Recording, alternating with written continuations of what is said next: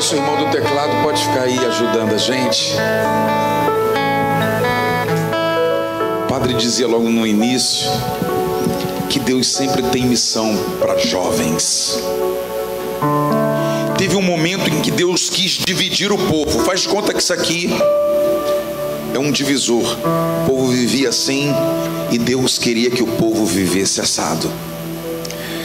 Quando o povo foi preso lá no Faraó, os primeiros livros da Bíblia, Deus libertou esse povo por meio de Moisés.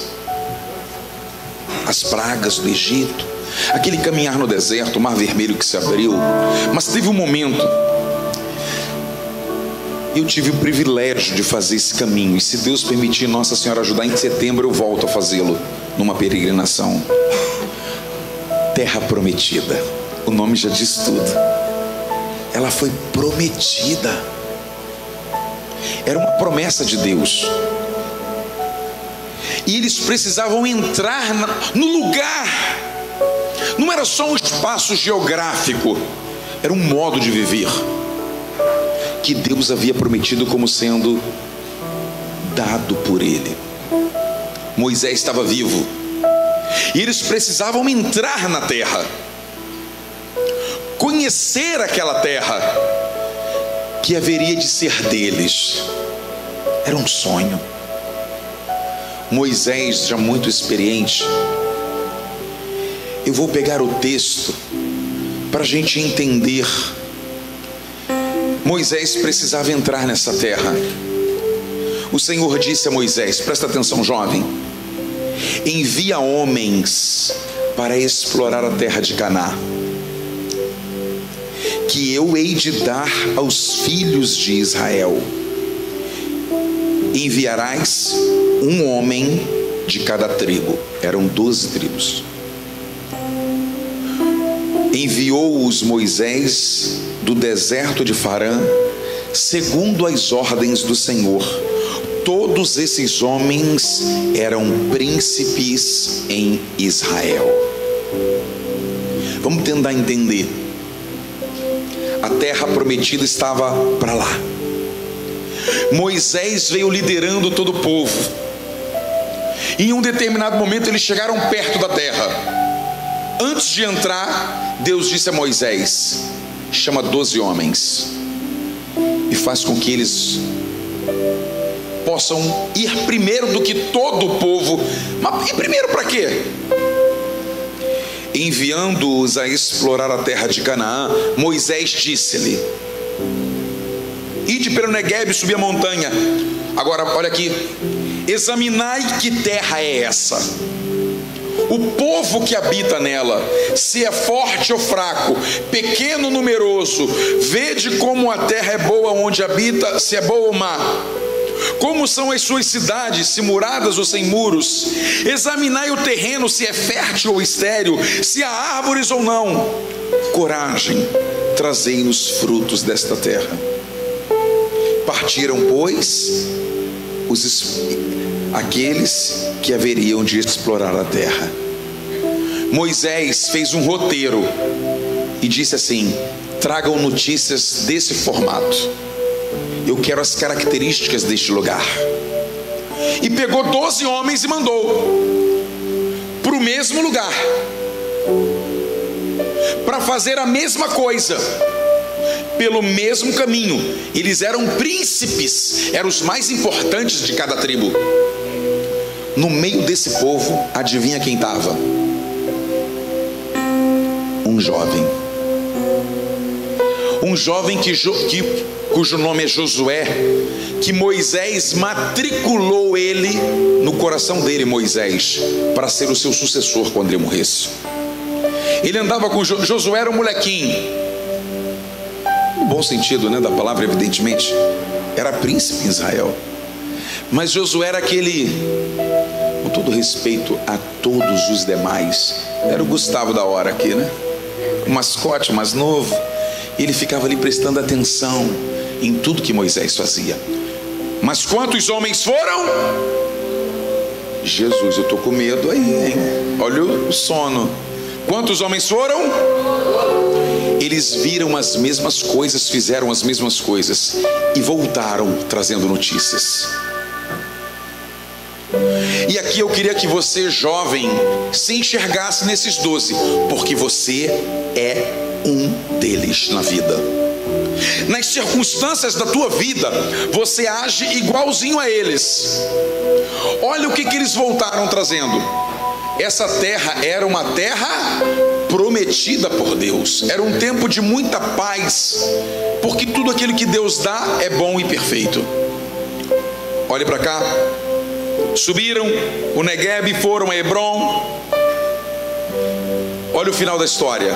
Tendo voltado, os exploradores, passados 40 dias, foram ter com Moisés e Arão, os mais velhos, e toda a assembleia dos israelitas. Diante deles, de toda a multidão, relataram a sua expedição e mostraram os frutos da terra. Está no livro dos Números, no capítulo 13. Eis como narraram a Moisés: fomos à terra onde nos enviaste. É verdadeiramente uma terra onde corre leite e mel, como se pode ver por seus frutos. Mas os habitantes dessa terra são robustos, suas cidades são grandes e bem-moradas. Vimos ali até filhos de Enaque, que são gigantes. Os amalecitas habitam na terra do Negueb, os iteus, jebuseus e amorreus, cananeus, todos adversários do povo de Israel.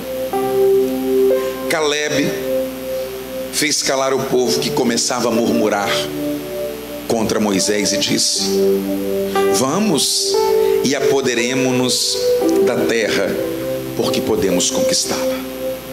Mas os outros que tinham ido com ele diziam: não somos capazes de atacar esse povo, ele é mais forte do que nós, e diante de nós parecíamos gafanhotos comparados a eles.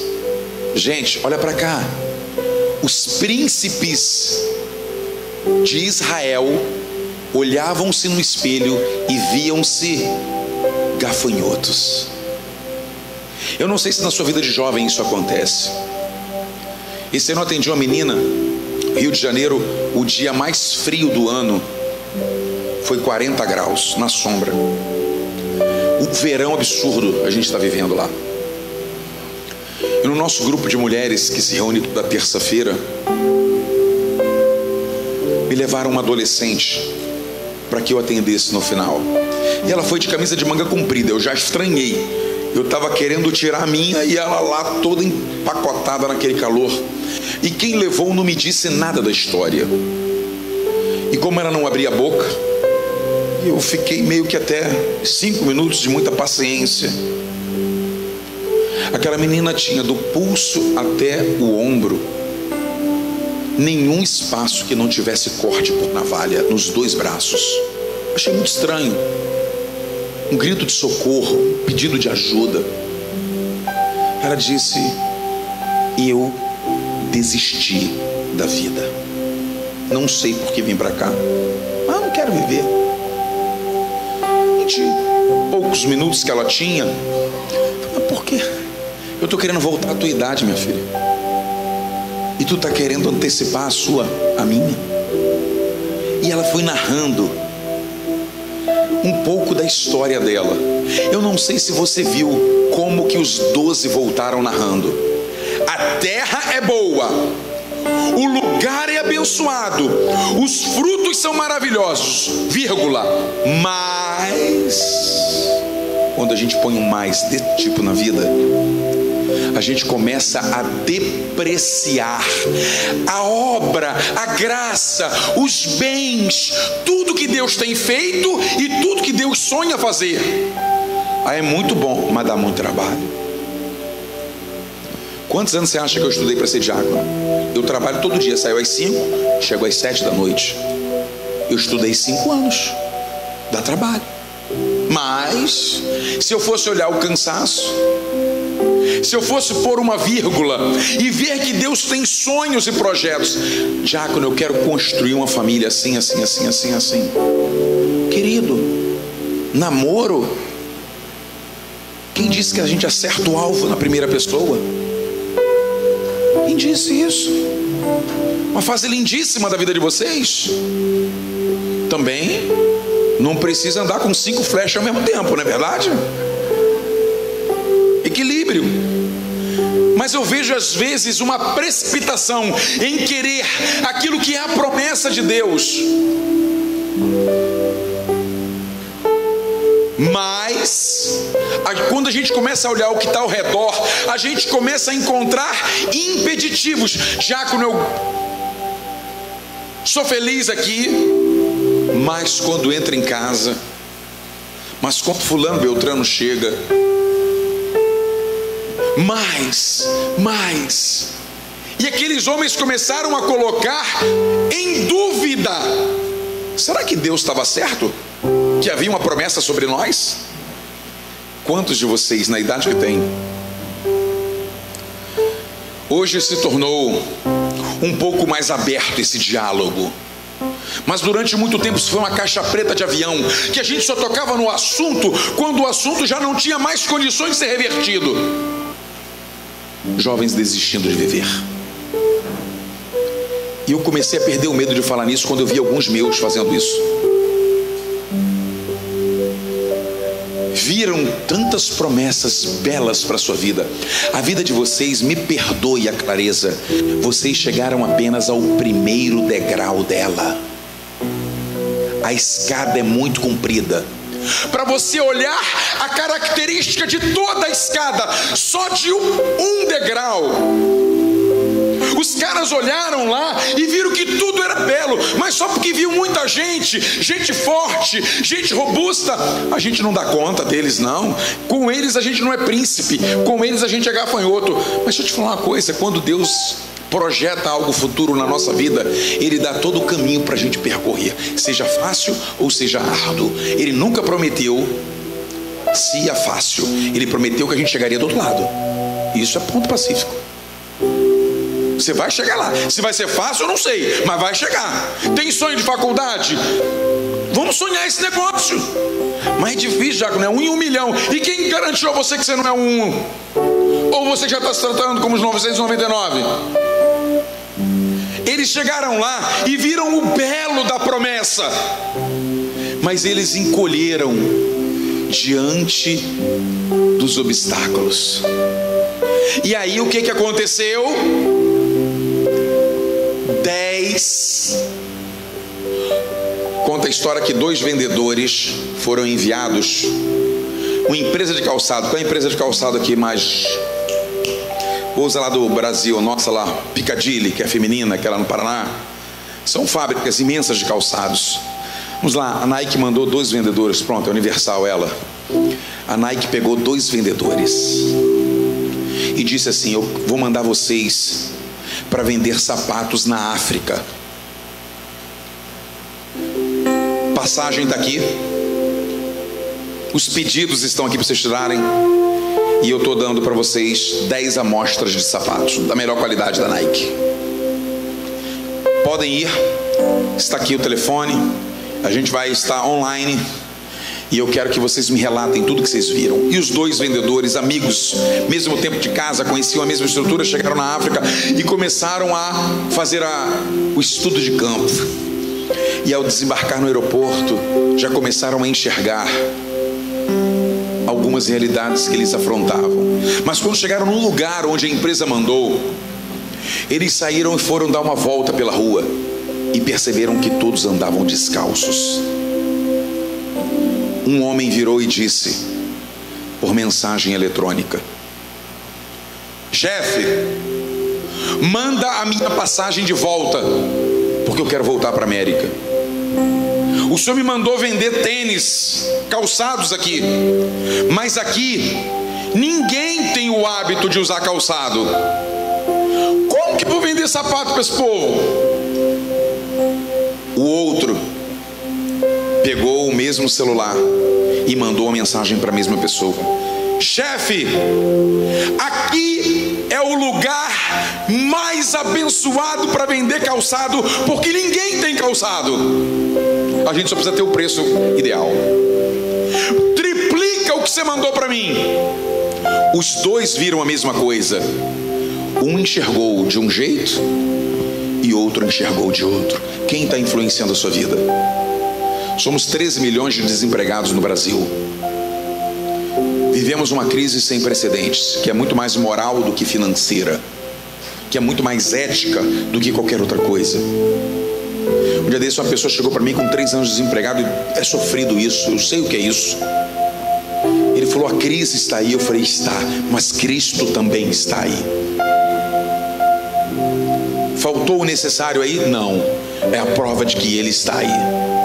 A gente está produzindo uma geração da idade de vocês que não tem mais sonhos no Brasil. Alguns deles se esborrachando em bebidas destiladas, se esborrachando em noites que acabam com a luz do meio-dia. Sabe por quê?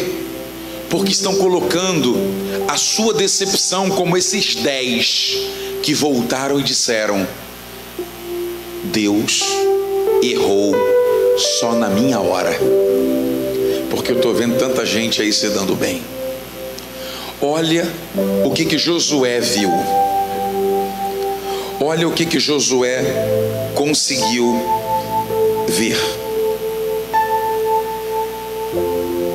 Josué, filho de Num, que tinha explorado a terra, rasgou as vestes e disse a toda a assembleia: a terra que percorremos é muito boa.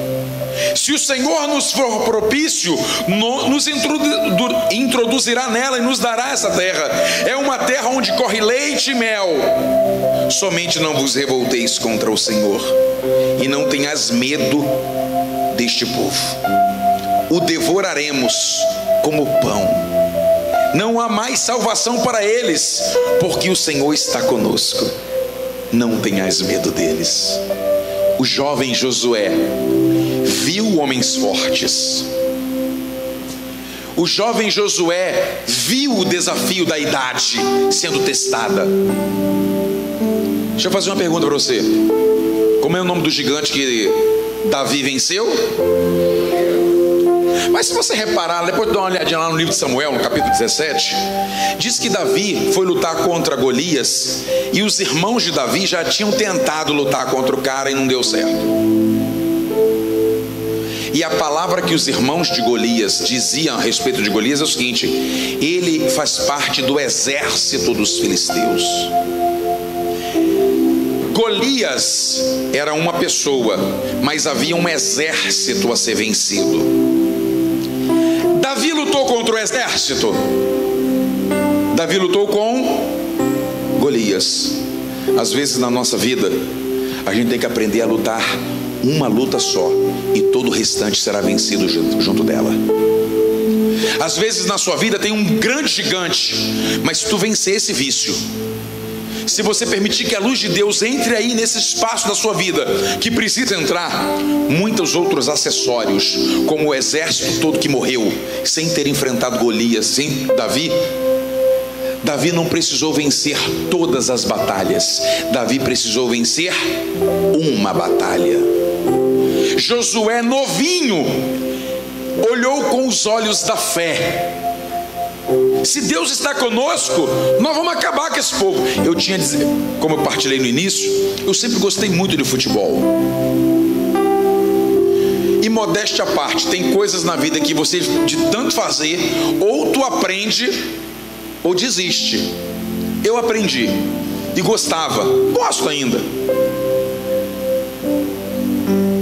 E modéstia à parte, de tanto jogar bola, jogava direitinho. Eu moro no mesmo lugar desde os 12 anos de idade. São 3 ruas, a minha, uma outra e uma outra. E a gente tinha aquele desafio de rua. Os meninos jogavam bola. A rua A tinha rixa, rivalidade com a rua B. E quando a gente se encontrava no campo de futebol, era um campinho de areia de 8 na linha. E porque eu jogava mais ou menos da minha rua, eu era o melhor. E não era o mais velho, mas era viciado nesse negócio. Acordava, se deixasse, jogando bola. Vivia com a bola debaixo do braço. a minha rua tinha os melhores meninos. Então as outras perdiam pra gente com muita facilidade. Só que na outra rua tinha um cara que, enquanto tinha 14, 15 anos, ele tinha 18. O nome dele, Josias. Esse camarada não era bom de bola, mas ele era mais forte do que eu. E vendo que o nosso time jogava, e a gente às vezes jogava apostado, valendo dinheiro, o torneio dos 3. E a gente tá pensando, a gente sempre foi pobre, mas valia muito dinheiro. Eu jogava valendo R$20 a partida, 15, 10. Era só para quem ganhar tomar um sacolé, mais nada. E aí a gente começava a perceber que ia aumentando a rixa. E esse Josias sabia que eu jogava mais ou menos. Eu sou filho único, eu não tenho irmão, nem irmã. Meu pai nunca foi muito de me levar para o estádio, andar comigo para essas coisas. Então eu sempre andei só. O Josias sabia que eu era meio mimado, filho único, desculpa se você é, mas filho único geralmente nunca lavei um copo na vida. Chegava em casa, tirava o sapato com o pé, a mãe já vinha atrás para guardar. Era mais ou menos assim. E a gente se conhecia. O Josias encontrou uma forma de fazer com que o time dele ficasse um pouco mais equilibrado com o nosso. Ele me fez uma certa ameaça: se eu ver você vindo para o jogo ou passando pela minha rua aqui pela General, eu vou quebrar você na bolacha. Foi a forma que ele encontrou, me lembro como se fosse hoje, porque marcou muito legal ali a minha juventude, adolescência. Falei, cara, a gente brinca, a gente se diverte, futebol, um dia a gente ganha, outro dia a gente perde, tá certo que vocês só perdem, mas a vida segue, isso é lazer, cara. Eu não quero mais você andando na minha rua. Se você passar por aqui, eu vou pegar você. O cara tinha 18, eu tinha 14 para 15. Manda quem pode, obedece quem quer ficar inteiro. E eu fiquei na minha. Só que o campo que a gente jogava, que a gente chamava campo de Cidinho, era pro lado de lá. Não tinha possibilidade de você ir para o campo sem passar pela rua dele. E eu simplesmente, por medo, parei de passar. Eu vou apanhar à toa. Não era que eu era fraco, ele era até mais forte do que eu, e alto, idade. Só que o problema não era isso. É que ele não queria que eu passasse pela rua dele. E todo dia de tarde minha mãe pedia para eu comprar pão. Chuta qual era o caminho da padaria. Eu passei uns 15 dias dando a volta em quase 1 quilômetro para não fazer isso aqui e passar pela esquina dele, para não ser humilhado na frente de todo mundo. Só que a galera do futebol, Melk, vamos lá, 4 horas, vamos pro campo. Aí a gente dava um migué, né? Pô, cara, tô me sentindo mal, a panturrilha tá doendo. Cara, machuquei a batata da perna, olha, torci o tornozelo. Cada dia eu dava uma desculpa. Na minha rua tinha um rapaz que era muito meu amigo desde moleque. O nome dele é Alexandre. E ele não jogava bola. Ele gostava muito de soltar pipa, mas não jogava bola. O Alexandre percebeu que eu estava ficando de tarde soltando pipa e não ia para o campo jogar bola quando eu não trocava o futebol por nada. Eu já terminei namoro por causa de futebol. Era a minha realidade. Tu vai apanhar, hein? Mas era a minha realidade, eu era fominha. Mas olha só, ela falou assim, deixa eu explicar então: ou Vasco ou eu. Eu falei, vai em paz e o Senhor te acompanhe. Brincadeira à parte, mas era o meu mundinho de adolescente jovem. E o Alexandre percebeu: ué, os moleques foram jogar bola e tu ficou, cara, tá doendo a batata da perna. Amanhã alguém disse pro Alexandre que o Josias tinha me ameaçado. O Alexandre foi na minha casa. Cara, vem cá, que negócio é esse, meu irmão? Pô, tu tá dando a volta para comprar pão? Tu tá deixando de jogar bola por causa do Josias? Eu falei, fala baixo. Minha mãe tá na cozinha. Eu não queria que minha mãe chegasse à conclusão que eu só era um saco de batata, uma barata crescida. Ele, beleza. Chegou uns 3, 4, 5 dias depois, a molecada, cada um com seu tênis, que vocês não conhecem. Vocês nunca souberam o que é um quichute ou um bamba cabeção. Vocês são da Vans, eu sei. Eu peguei lá meu quichute, todo mundo indo pro campo, e meu quichutezinho lá em casa. O Alexandre viu e falou o seguinte: hoje eu não vou soltar pipa, nós vamos pro futebol. Eu falei, Maria Santíssima. Eu já comecei a sentir dor de barriga quando ele disse o verbo conjugado na terceira pessoa do plural, nós. E carioca fala nós. Nós vamos ao futebol. Eu falei, Alexandre, deixa eu te falar uma coisa. Cara, deixa isso quieto. Eu tô feliz, eu tô de boa, cara. Já até desaprendi a jogar bola. Não gosto mais de futebol, meu negócio agora é pipa. Nós vamos lá. Pensa num cara de 15 anos saindo para jogar bola com uma fralda geriátrica. Eu falei, não, eu vou me pôr. Do meio do caminho até lá sai alguma coisa aí, não vai dar certo. Seca essa figueira, Jesus, seca essa figueira. E aí, você sabe que quando você tem medo de alguma coisa, você vê essa coisa até onde ela não existe. E eu gostava da igreja desde pequeno. Mas aí você não sabe, com 14, 15 anos, isso aqui é a vida de jovem, de adolescente. Eu acho que naqueles 500 metros eu rezei a ladainha de todos os santos, com todos os santos que existem, e ainda criei alguns títulos para Nossa Senhora. Quando a gente chegou perto da General, que é a rua, era assim, saía o grupo, aí encontrava com outro grupo de outra rua, que encontrava o grupo de outra rua, e todo mundo ia para o campo junto, batendo papo. Quando eu cheguei na General, que o Josias me viu. Vocês aqui não devem assistir porque esse desenho já é tão... Tem um desenho do Pica-Pau.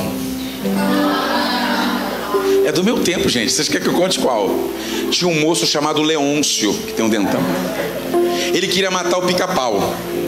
Quando ele chegava perto do Pica-Pau, ele via o Pica-Pau num braseiro rodando como se fosse a comida. Ele conseguia ver o Pica-Pau já pronto para ser devorado. O Josias me olhou igualzinho o Leôncio e o Pica-Pau. A galera da rua veio, só que ele veio na frente. Nessa hora a fralda geriátrica fez efeito. Para de rir, menina.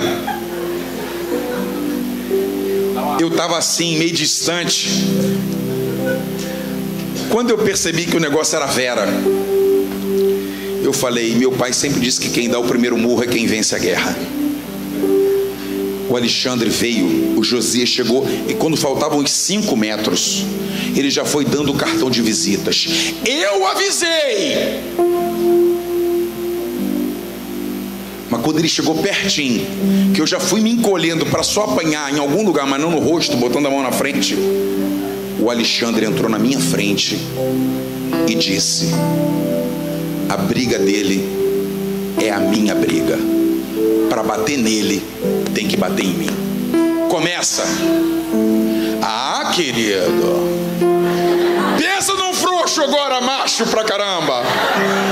Esse aqui é o Alexandre. Esse aqui é o Alexandre. O Josias está ali, eu tô aqui. Não podia baixar muito por causa da fralda. E o Josias, eu vou te pegar. O Alexandre, tem que bater em mim primeiro. Rapaz, eu saí o camundongo saiu igual um gigante, a lagartixa igual um jacaré. Eu já fui me apresentando para a briga. Quando o Josias falava, eu falei: meu irmão, acabou pra tu. E voltava para detrás do Alexandre.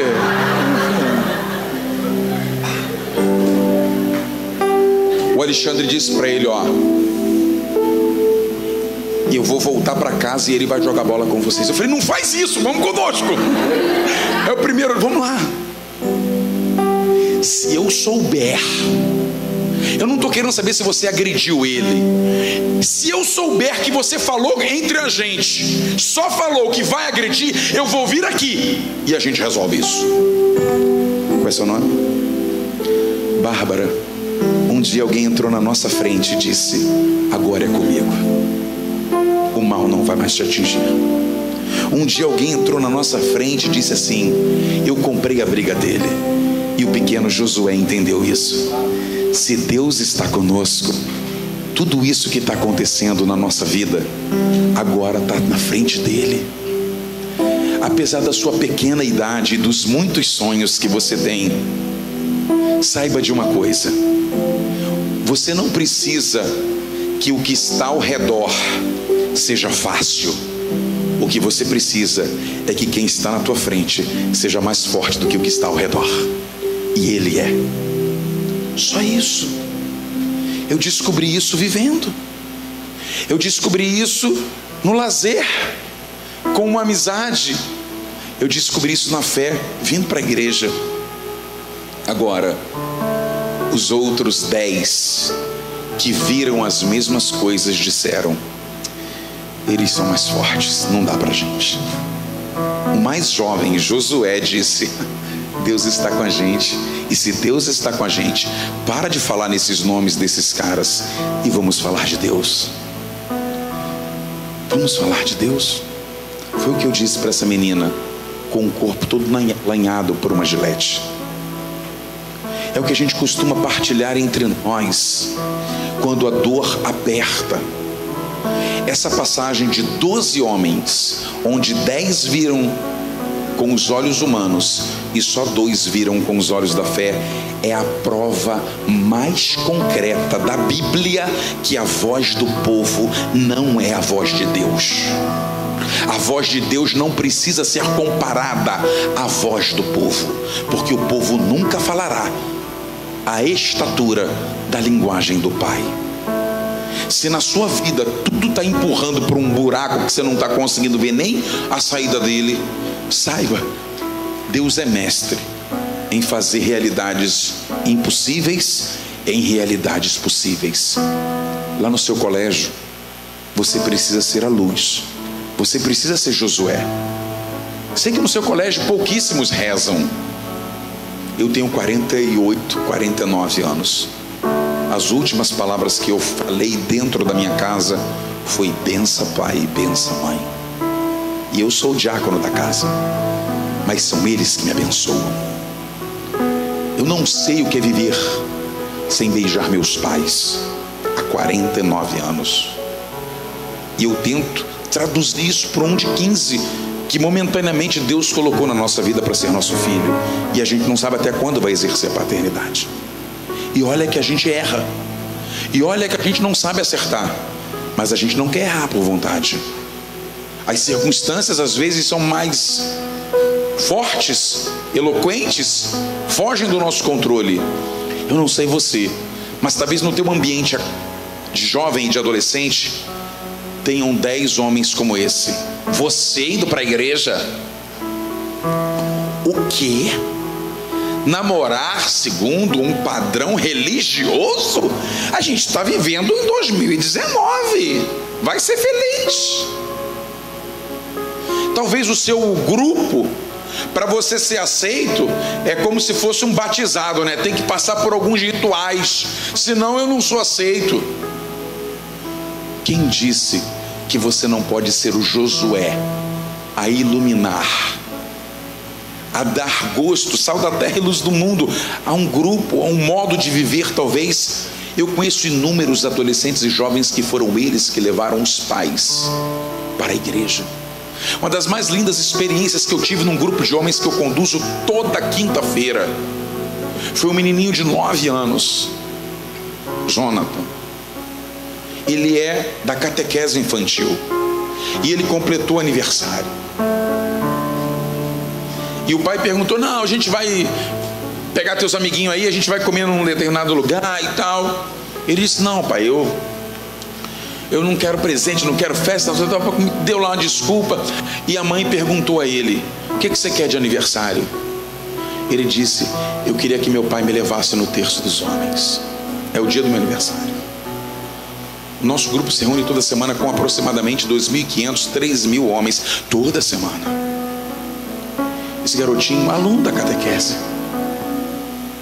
Essa história chegou a mim pela catequista na tarde da quinta. Diácono, olha o que aconteceu. Esse menino vai celebrar o aniversário dele com o pai. Ele pediu para o pai levá-lo, porque ele não tem como ir sozinho. É à noite. E eu sabia, aí pelas tantas eu perguntei quem era a criança. Ele levantou a mão. Eu perguntei quem era o pai. O pai se levantou em lágrimas. Não esperava que uma criança fosse capaz de ser luz para um homem maduro, para um homem construído nas vontades, para um homem que dizia que faz o discernimento de tudo na casa. Hoje, esse menino não consegue mais o terço porque ele dorme muito cedo. Mas o pai dele está lá toda quinta. Mas a primeira vez foi uma festa que ele abriu mão, um bolo que ele não quis, a companhia de amigos que ele rejeitou, para levar o pai à igreja. Quem disse que vocês não podem influenciar? Quem disse que vocês não podem influenciar esse mundo com o belo da vida cristã? Quem disse, gente? Quem disse? O meu filho só tem 15 anos e é muito novinho, como alguns de vocês. Chegou lá nesse concurso novo, tem lá o grupo deles do WhatsApp. Um dia desse ele mostrou, o grupo jovem deles voltou agora em março, primeira semana, a se reunir depois do carnaval, um pouquinho depois. E ele foi num grupo que ele não conhece quase ninguém e botou assim: é a linguagem de vocês, eu tenho que entender, concordando ou não. Aí galera, a partir das 16 horas do próximo sábado, nosso grupo jovem volta a se reunir. Estou lá esperando por vocês. O endereço é esse aqui, olha o cartaz. E mandou. Alguns disseram: sai dessa, de outra forma. Tá louco? De outra forma. Mas ele só fez o papelzinho dele. Eu vou marcar o meu terreno. Eu sou Josué. Pelo menos vou lutar para ser. Você pode fazer a mesma coisa. Tome cuidado com essa de que a maioria tenha razão. E saiba de uma coisa: todos nós temos um, mal comparando, só para você entender, um Alexandre na vida, que entrou na nossa frente e disse: essa briga agora eu te defendo. Eu não sei onde isso se aplica na sua vida. Eu só sei que todos nós temos essa necessidade. Nós vamos nos preparar, não sei se o Padre Adriano já está por aí, peço que alguém o chame. Mas que a gente possa entender que o que a gente vai viver agora, nesse momento, é experimentar alguém entrar na nossa frente para dizer: eu defendo você, para que a minha vontade soberana aconteça na sua vida. Eu quero entrar na sua frente para te dizer que nenhuma desestrutura familiar, pessoal, afetiva. Eu atendi uma menina que foi abusada dos 8 aos 16 dentro de casa. Essa menina é um tesouro na igreja, mas ela precisou trabalhar isso, porque ela botou uma vírgula e disse assim: mas se isso não tivesse acontecido, né? Não tem mais. Olha para quem está do seu lado direito e do lado esquerdo e diga assim: aprenda uma coisa. O que há de mais encantador na pessoa de Jesus é que Ele sempre está disposto a te dar uma nova chance. Conta a história que eu concluo para a gente cantar. Conta a história que havia um filho muito rebelde. Não é o seu caso. Esse filho, ele era o único filho daquele casal e herdeiro de tanta coisa. Só que o pai dele era o homem mais influente daquele pedaço e mais rico. E o pai, vendo que o filho não ouvia em nada do que ele falava, lhe desobedecia, não valorizava o esforço do trabalho, o pai um dia chamou no almoço e disse assim: fulano, minha morte está perto, estou ficando velho. Vou mandar construir um celeiro. E nesse celeiro eu vou colocar uma forca. Eu vou te dizer o que vai acontecer na sua vida. Eu vou morrer. Você vai herdar tudo que é meu. Você vai ficar rico de um dia para o outro por causa de um óbito. Só que tu vai perder tudo, porque você nunca valorizou nada do que eu disse. Você nunca acreditou na força da minha palavra. Que isso, pai? Muda de assunto. Não, isso não vai acontecer. Vai. E você vai lembrar que vai. Você vai pegar esse dinheiro e vai torrar com tudo que não presta na vida. Mas eu vou te fazer um último pedido. E esse pedido você não vai fazer enquanto eu não morrer. Lá naquele celeiro eu vou colocar uma madeira e uma corda. E quando isso acontecer, eu vou te fazer um pedido. Honra a mim, pelo menos nesse dia. Sobe na escada, que eu vou deixar lá. Bota a tua cabeça naquela corda e pula.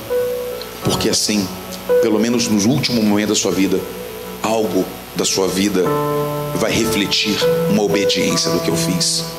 O que é isso, pai? Isso não vai morrer. E quando isso acontecer daqui a muito tempo, isso não vai acontecer não. Então, passaram-se os anos. O pai faleceu por idade. O filho lembrou da história. O celeiro estava construído, ele nunca havia entrado. Só que era muito dinheiro, muitos bens. Era muita coisa. E o filho começou a se encantar. E aquilo que o pai havia falado começou a acontecer. Vida desregrada, uma vida prostituída, uma vida regada por causa do dinheiro. Só que veio fácil, foi fácil. Aquele jovem gastou tudo. E um dia, em casa sentado, ele lembrou do celeiro. Nunca havia chegado perto dele. Pegou a chave, abriu a porta e, para a surpresa dele, lá estava a forca, a escada, do jeitinho que seu pai havia falado. Ele ficou namorando aquela corda, olhando, porque seu pai haveria de ter feito isso. É assim que ele quer que eu conclua. Mas eu nunca o obedeci. Pelo menos nesse último momento, no abismo que eu estou, eu vou fazer isso. Pegou a escada, colocou na direção daquela corda e subiu. Durante alguns segundos, a vida deste jovem passou naquela escada, até ele pendurar o pescoço na corda. E num grito, ele se joga da escada para a morte. Só que a madeira que o pai havia colocado era oca. E quando ele deu um grito pensando que ia morrer, a madeira quebrou e abriu-se no teto um tampão que despejou o dobro da herança que ele havia torrado. E caía aquilo tudo. Mas muito mais do que caiu o dinheiro, caiu um pedacinho de papel. E era o que o seu pai havia narrado, escrito nos últimos momentos de vida: eu sempre te daria uma nova chance. Eu sempre daria a você a oportunidade de recomeçar. Porque não há noite que impeça o sol de brilhar no dia seguinte. Não tem dor juvenil capaz de impedir que Deus transforme o pranto em alegria. E aquele jovem entendeu que o que parecia ser a morte, o pai dele mudou a sorte e transformou em bênção. Será que você não está aqui nesse retiro porque alguém te empurrou? Até pagou para você. e deve estar aqui olhando no relógio e falou: cara, será que esses dois caras não sabem que eu não estou gostando e ainda ficam olhando para mim? Talvez você esteja aqui assim. Talvez você esteja aqui como essa menina que eu conheci, querendo se cortar. Um grito de socorro, um grito de me ajuda. Será que você não está pensando que a corda está mais perto do que poderia imaginar? Eu queria lançar um desafio para você. A gente vai caminhar para a adoração, a gente vai ajudar mesmo, mas pode ajeitar ali. Eu queria lançar um desafio para você. Eu já queria pedir ajuda dos adultos. Para amanhã, venham os que podem. Amanhã a gente vai ter um momento de oração, onde a gente vai conduzir, sabe Deus como? Eu só sei o objetivo. É pegar o teu passado inteirinho e trazer para este salão. Do dia em que teu pai e tua mãe se juntaram para a concepção até o dia de hoje. Mas isso só vai ser possível se você estiver aqui, tá bom? E a gente poder juntos olhar para a nossa história e perceber que em nenhum momento dela, por mais sofrido que tenha sido, Deus esteve ausente. Ele sempre esteve com você. Mas hoje, ao concluir pelo menos com as pregações do dia, eu queria que você terminasse olhando-se para Josué, o jovem que viu o caos e enxergou Deus. Só 2 entraram na terra prometida. Chuta quem foi? Caleb e o jovenzinho Josué. Os que enxergaram maldade de Deus, a ausência de Deus, não entraram na terra prometida. Deus tem boas promessas para a sua vida. Depende de como você está enxergando ela. Feche os seus olhos. Vamos cantar. Com os teus olhos fechados, escute. Por um instante, feche os olhos. Nunca houve noite que pudesse impedir O nascer do sol, esperança. E não há problema. E não há problemas que possa impedir As mãos de Jesus a me ajudar. pra me ajudar. Nunca houve noite. Nunca houve noite que pudesse impedir O nascer do o sol, nascer do sol, a esperança. E não há problema. Não há problemas que possa impedir As mãos de Jesus a me ajudar. pra me ajudar. Haverá um milagre Haverá um milagre dentro de mim. dentro de mim. Vem descendo o rio pra me dar a vida. Esse rio que emana lá da cruz, Do lado do lado de Jesus. haverá um milagre. Haverá um milagre dentro de mim. Vem descendo o rio Me dará pra vida. me dar a vida. Esse rio que emana lá da cruz, Do lado de Jesus. do lado de Jesus. Você conhece, dá volume, aquilo que parecia impossível. Aquilo que parecia impossível. Aquilo que parecia Aquilo que parecia não ter saída, ter saída. ser minha morte. Aquilo que parecia ser minha morte, mas Jesus mudou minha sorte. Sou um milagre. Sou um milagre, estou aqui. Vai ficando de pé. Aquilo